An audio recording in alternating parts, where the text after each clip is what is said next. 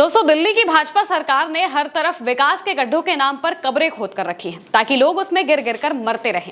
गड्ढे में गिरकर कमल ध्यानी की जान गए 4 दिन नहीं बीते थे कि एक और मजदूर भाजपा के विकास की भेंट चढ़ चुका है। बिहार का रहने वाला मजदूर बिरजू कुमार राय एक खुले सीवर में गिर गया, जिस वजह से उसकी जान चली गई। 30 साल के बिरजू अपने दोस्त बुधन के साथ घर की तरफ जा रहे थे। उसी समय वो खुले सीवर में गिर जाते हैं। बुधन ने बताया कि वो नशे में थे, उन्हें कुछ समझ नहीं आया और वो अकेले ही आगे बढ़ गए। अगले दिन जब होश संभाला तो दूसरे दोस्त को बताया कि पूरी घटना क्या हुई थी।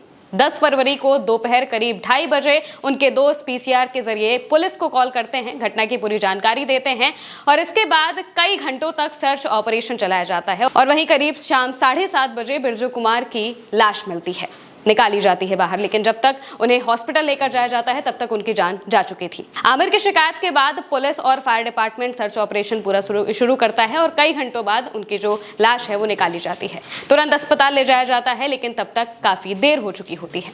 बिरजू बिहार के समस्तीपुर के रहने वाले थे और कुछ दिन पहले ही मजदूरी करने के लिए दिल्ली आए थे। खबर के मुताबिक सीवर डीडीए की जमीन पर बना हुआ था। बुधन ने कहा कि उसने बिरजू को आवाज दी थी, लेकिन आवाज उस तक नहीं पहुंची। अब कई लोग कहेंगे कि इसमें दोस्त की गलती है या उन लोगों की जो कि नशे की हालत में जा रहे थे। अब आपको जरा प्रशासन की लापरवाही बताते हैं कि कैसे किसी की जान को जरूरी नहीं समझा जाता है। इसमें दिल्ली नगर निगम समेत तमाम एजेंसियों की लापरवाही है। जिस मैनहोल में बिरजू गिरा वो सड़क की सीध और समान ऊंचाई पर बना था, जबकि आमतौर पर एहतियातन इसे सड़क से कुछ ऊंचा बनाया जाता है। मैनहोल ढक्कन के बिना खुला पड़ा था, कोई बैरिकेडिंग या चेतावनी नहीं थी। इलाके में भयंकर अंधेरा था। आप उस जगह की एक तस्वीर देखिए, इतना भयानक अंधेरा है। यहाँ से कोई व्यक्ति नशे में तो क्या, पूरे होशो हवाश में भी अगर गुजरे, अचानक से गड्ढा आ जाए तो गिर ही जाएगा, समझने तक का वक्त नहीं मिलेगा। लेकिन प्रशासन की कोई जिम्मेदारी नहीं है। हादसे के बाद प्रशासन ने लापरवाही छिपाने के लिए जल्दबाजी में बिल्कुल नए ढक्कन लाकर लगा दिए, लेकिन इसके लिए एक व्यक्ति को मरना पड़ा है। यही काम पहले भी हो सकता था, लेकिन फिर भी इसके लिए किसी के मरने का इंतजार किया गया। इसे हम सिस्टमैटिक हत्या ना कहें तो भला क्या कहें। आसपास रहने वाले लोगों ने बताया कि बॉडी निकालने के बाद करीब शाम 7:30 बजे के आसपास मैनहोल पर ढक्कन लगाया गया। उन्होंने कहा कि ऐसे कई खुले मैनहोल की जानकारी पहले भी प्रशासन को दी गई थी, लेकिन कोई कार्रवाई नहीं हुई। इलाके में बड़े बड़े प्रोजेक्ट चल रहे हैं, लेकिन डीडीए ने सुरक्षा को लेकर गंभीरता नहीं दिखाई।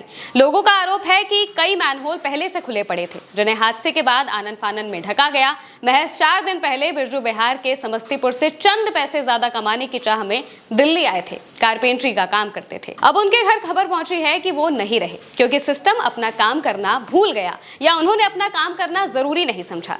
जनकपुरी में भी जब कमल की गड्ढे में गिरकर जान गई थी, उसके बाद ही प्रशासन ने बैरिकेडिंग, पर्दे सब लगा दिए। उससे पहले उन्हें किसी की परवाह नहीं थी। इतनी बड़ी लापरवाही के बाद किसी की जिम्मेदारी भी नहीं हुई, यानी कि कोई एक्शन नहीं लिया गया, ना कमल के केस में, ना बिरजू के केस में और ना ही नोएडा में जान गंवाने वाले युवराज के केस में। कमल के केस में तो उल्टा एक गरीब मजदूर को फंसाकर जेल के अंदर कर दिया गया, लेकिन असल जिम्मेदार मौज कर रहे हैं।